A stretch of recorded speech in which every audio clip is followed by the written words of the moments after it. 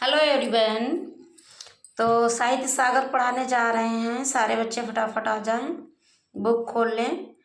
और जो काके चैप्टर हमने पढ़ाया था सिया राम शरण गुप्त जी का, वो अभी उसमें रह गया है पैराग्राफ। तो चैप्टर रह गया है तो उसको ही आज भी पढ़ेंगे, और अगर बच जाता है तो फिर अगले दिन पढ़ेंगे, फिर इसके प्रश्न उत्तर करवाएंगे।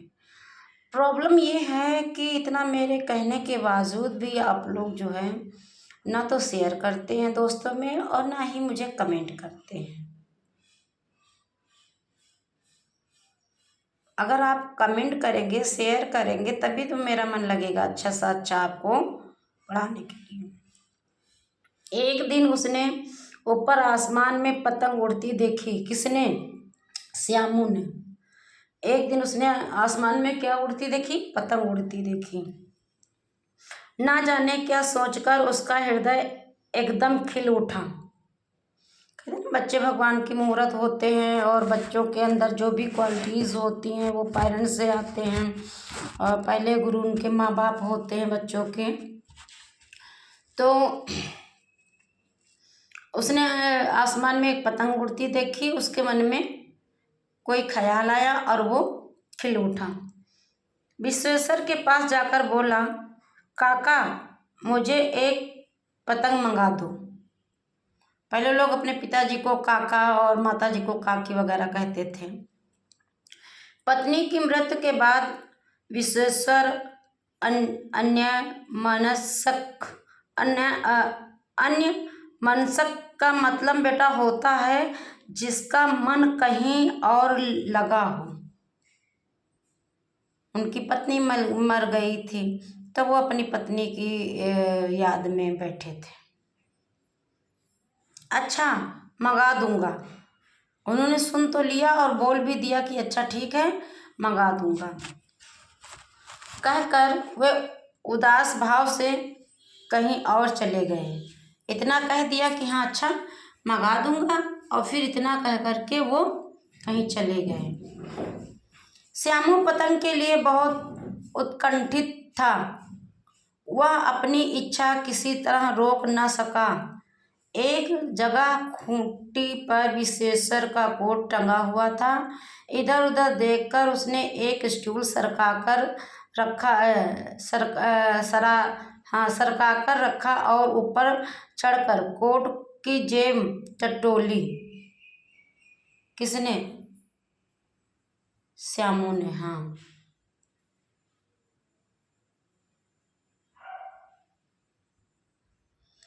उनमें से एक चवन्नी का आविष्कार करके वह तुरंत वहां से भाग गया।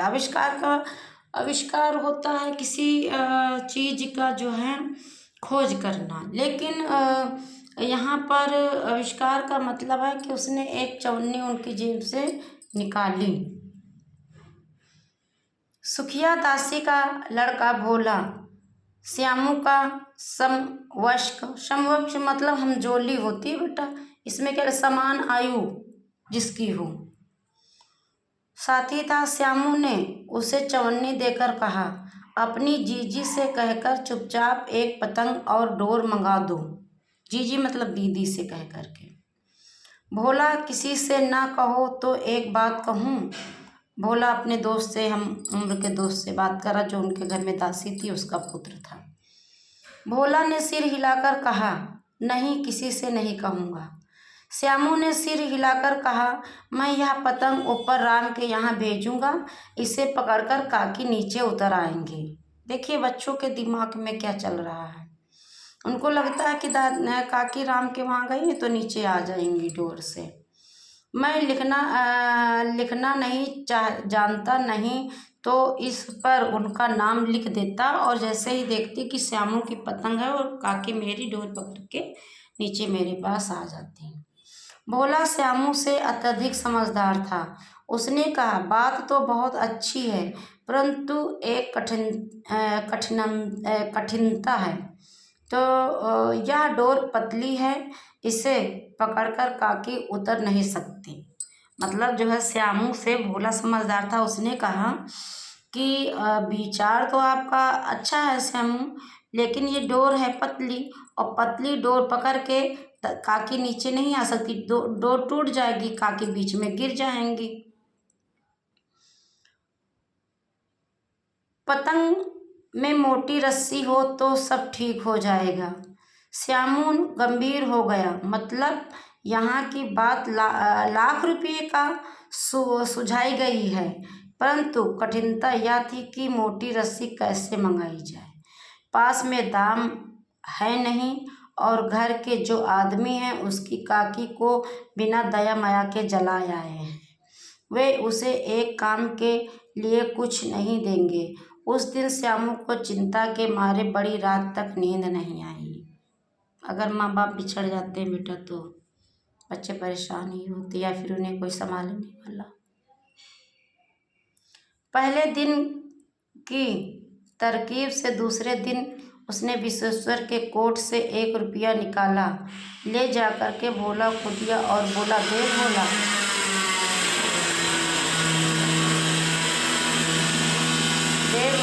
किसी को मालूम ना होने पाए, अच्छी 2 रस्सियाँ मंगा दे। एक रस्सी ओछी पड़ेगी जवाहर भैया से, मैं एक कागज़ पर काकी लिखवा रखूँगा, नाम की चिट रहेगी तो पतंग उन्हीं के पास पहुँच जाएगी। किसके? काकी के पास। ये बच्चों की मानसिकता है बेटा, है ना, ये लगाव और प्यार है। 2 घंटे बाद प्रफुल्ल मन से श्यामू और भोला अंधेरी कोठरी में बैठे बैठे पतंग में रस्सी बांध रहे। अकस्मात शुभ कार्य में विघ्न की तरह उग्र रूप धारण किए हुए विश्वेश्वर वहां आ घुसे मतलब आ गए। भोला और श्यामू को धमकाकर डरवाकर, तुमने हमारे कोट से 1 रुपया निकाला है। उस समय 1 रुपया बहुत होता था बेटा, आजकल बच्चों को अगर 500 का नोट भी दे दो तो भी कम है।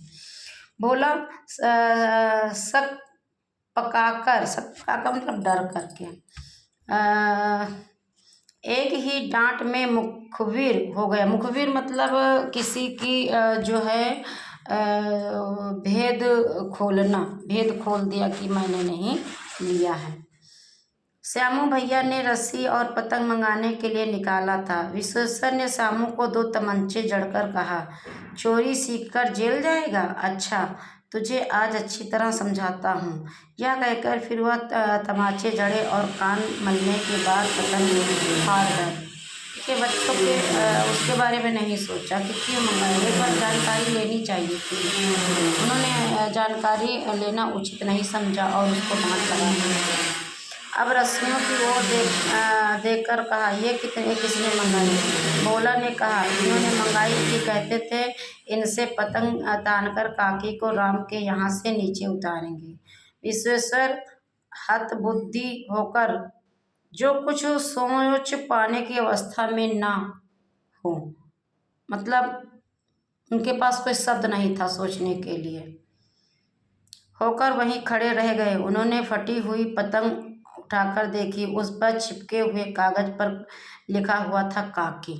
बहुत अच्छा चैप्टर है बेटा, बहुत ही सियाराम गुप्त जी ने बहुत ही अच्छा लिखा है। और आपको क्या करना है, इस चैप्टर को जैसे सारे चैप्टर्स आप तैयार कर रहे हो वैसे इस चैप्टर को भी तैयार करना है। कहीं से भी कोई भी गद्यांश आ जाता है, उस पर आधारित अगर कोई भी प्रश्न आपसे पूछ लेता तो आप कर लोगे। Thank you class.